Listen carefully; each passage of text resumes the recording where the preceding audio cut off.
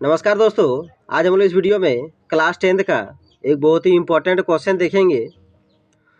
तो देखिए, क्वेश्चन है मेंडलीव की आवर्त सारणी की दो उपलब्धियां एवं दो विसंगतियां लिखें। तो यहाँ आपसे क्वेश्चन पूछ रहा है कि मेंडलीव की आवर्त सारणी की किन्हीं दो उपलब्धियों के बारे में बताइए और किन्हीं दो विसंगतियों को बताइए।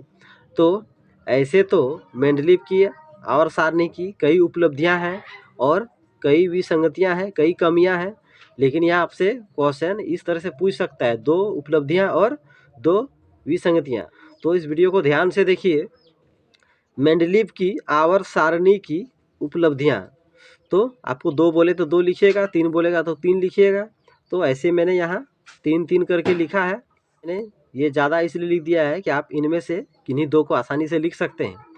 तो चलिए जानते हैं मेंडलीव की आवर्त सारणी की क्या क्या उपलब्धियां थी।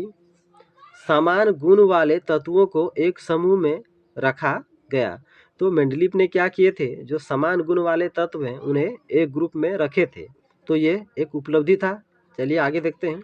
अध्ययन में सुविधा।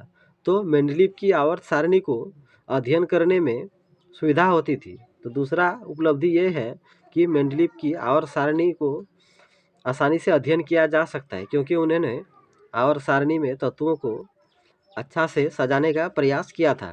नए नए तत्वों की खोज। मेंडलीव ने अपने आवर्त सारणी में नए नए तत्वों के लिए भी स्थान रखे थे, खाली स्थान रखे थे। तो ये तो हो गई उनकी उपलब्धियां। तो चलिए मेंडलीव की आवर्त सारणी की विसंगतियों को, उनकी सीमाओं को जानते हैं।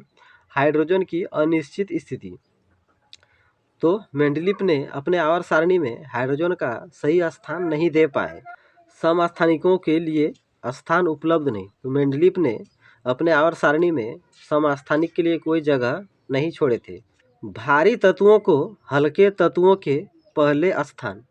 तो मेंडलीव से क्या गलती हो गई कि उन्होंने भारी तत्वों को हल्के तत्वों के पहले रख दिए। तो ये उनकी विसंगतियां हैं और ये उनकी उपलब्धियां हैं। तो आपसे परीक्षा में जितना पूछे आप उतना ही लिखिए। अगर दो पूछे तो आप दो दो करके आंसर दीजिए। अगर तीन तीन पूछे तो आप तीन तीन लिखिए। ऐसे मैंने यहाँ तीन तीन लिख दिया है। इन्हें अच्छा से पढ़ लीजिए और जब परीक्षा में पूछा जाए आप इन तीनों में से किन्हीं दो को लिख दीजिए, इन तीनों में से किन्हीं दो को लिख दीजिए। तो इसे अच्छा से पढ़ लीजिए। और अगर मेरा वीडियो आपको अच्छा लगता हो तो मेरे यूट्यूब चैनल को ज़रूर सब्सक्राइब कर लीजिए। मेरे चैनल में विजिट करके देखिए, वहाँ पे बहुत सारे इंपॉर्टेंट क्वेश्चन बने हुए हैं जो आप लोग के लिए बोर्ड एग्जाम के लिए बहुत ही इंपॉर्टेंट है। उन्हें देखिए